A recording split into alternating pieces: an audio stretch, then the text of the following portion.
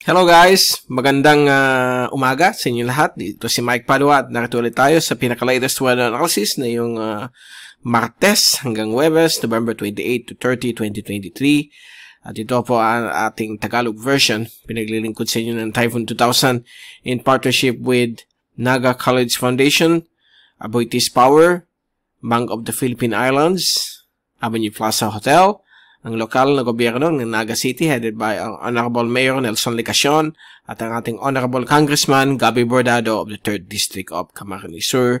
At also, gusto ko rin promote ang Komunidad Climate Action Center, yung mga LGUs at companies na gusto magkaroon ng sariling Climate Action Center. Ay puntahan lang po ninyo ang ating website, typhoon2000.ph, i-click yung banner ng komunidad para i-answer yung mga questions na hihingi ng komunidad sa Google Form. And then kapag nasubmit na ninyo, kukontakin po kayo ng representative ng komunidad, si Mr. Aaron Cabasal, para i-explain kung ano itong Climate Action Center. Maganda po ito kasi marami ng mga LGUs sa Metro Manila at ibang panig po ng Pilipinas na kumukuha po nitong o kumuha nitong produkto nila, itong Climate Action Center, para panglaban po, maging resilient tayo against this ever-changing weather conditions dahil po sa climate change. Okay? So, umpisa natin ang update. Mukhang maganda na po ang ating panahon after weeks of back-to-back shear lines and paglakas ng amihan, pati yung low pressure area na akala natin magiging bagyo. Pasalamat tayo na malakas yung wind shear, yung upper level winds, pangit yung upper air environment na nakasira sa kanyang sirkulasyon at hindi natuloy itong mga tatlo o dalawang low pressure systems. So, we must thank our Lord dahil po for the past 2 months since lumabas si Jenny noong first week of October, walang major catastrophe na nangyari dahil po sa mga supposedly fino-forecast na mga bagyo na yung panahon ng moderate to strong El Nino. Yan ang unique ng El Nino kasi every El Nino ay iba-iba po ang epekto po sa mundo. Although nandyan pa yung general effects niya, yung mababa po ang rainfall. But luckily, dito po sa Bicol at Eastern Visayas, medyo mataas ang bahagya sa normal ang ulan. But again,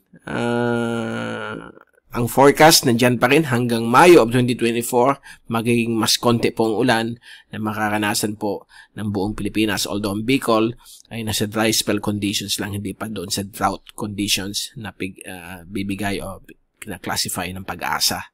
So, tingnan na lang po ninyo sa Pag-asa website yung mga latest El Nino at magbibigay din tayo within the week ng mga bagong updates sa El Nino. Kasi nasa peak month na po tayo na yun. At for the whole week ay magkakaroon po tayo ng mostly easterly wind flow. So, easterly winds lang po galing sa Pacific at Philippine Sea. At magbibigay rin ito mga thunderstorms at mga ulan. Mostly either hapon, umaga o gabi.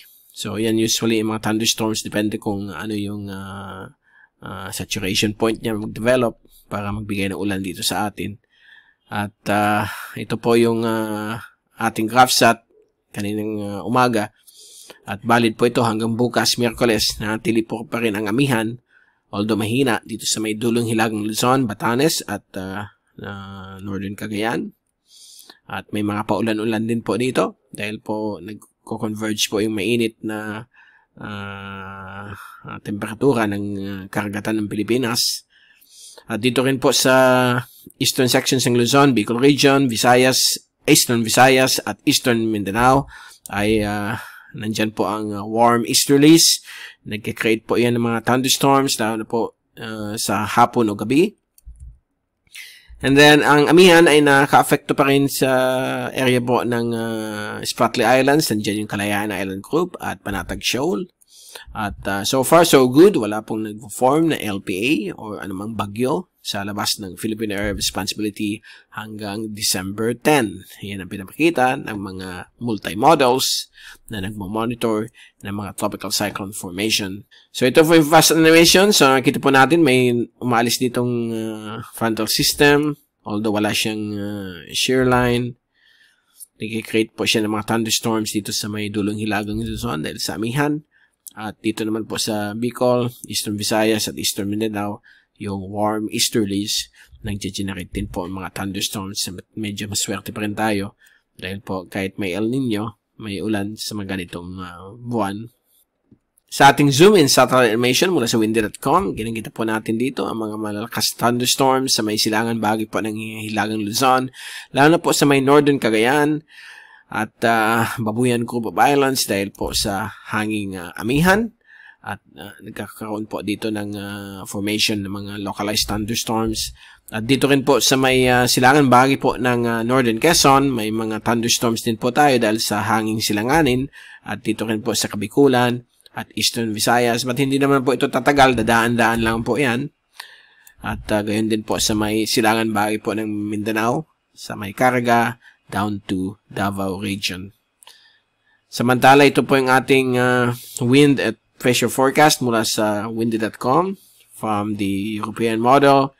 At kikita po ninyo, bukas po, Miyerkules, ay hihina yung amihan dito sa may Batanes area. Hangin silanganin po sa halos buong bahagi po ng ating bansa. While sa Huwebes po ng hapon, inaasahan pa rin po itong hangin silanganin sa eastern sections ng Pilipinas. Samantala, lumalakas naman po ang amihan sa dulong Hilagang Luzon. At sa Friday, lalakas pa ulit ang amihan at nakaka-affecto pa rin sa dulong Hilagang Luzon. Samantala, ang hangin silanganin ay patuloy makaka-affecto sa silangan bahagi po ng ating bansa. At dito naman po sa ating rain forecast, rain and thunder forecast mula sa windy.com. At nakita natin na yung araw na ito may mga thunderstorms naman po approaching Bicol at Eastern Visayas and Northeastern Mindanao. Meron thunderstorm din dito, dala ng amihan sa may Northern Cagayan. Mamayang hapon ay mukhang hihina naman po itong mga ulan na ito, dadaan lamang. At medyo may mga thunderstorms din sa may iba't ibang bahagi po ng Mindanao. Now, pagdating po ng Miyerkules ng hapon, inaasahan pa rin natin itong mga thunderstorms. Okay, dito sa silangang bahagi po ng Luzon, Bicol region, iba't ibang bahagi po ng Visayas at Palawan. At gayon din po dito sa may Mindanao. Dahil po yan sa hanging silanganin at nagkikreate ng mga localized thunderstorms sa iba't ibang bahagi po ng ating bansa. At sa Huwebes ng hapon, inaasahan pa rin po ang mga localized thunderstorms but sa maliit na portions naman po ng Mindanao at sa Southern Palawan at dito rin po sa may eastern portions ng Visayas, Bicol region, may mga showers pa rin inaasahan lalo na sa hapon pero medyo mababa po ang probability. At dito rin po sa may area po ng Northern Luzon, may mga inaasahan pong mga local thunderstorms. At sa unang araw po ng Disyembre, hapon, between 1 to 3 p.m. may mga inaasahan pa rin tayong mga thunderstorms sa may Cagayan Valley. And may posibilidad na may bagong shear line dito sa may area po ng, kikita naman po ninyo yung line. So, baka magkaroon po dito ng shear line pagdating po ng December 1, Friday, over Cagayan Valley.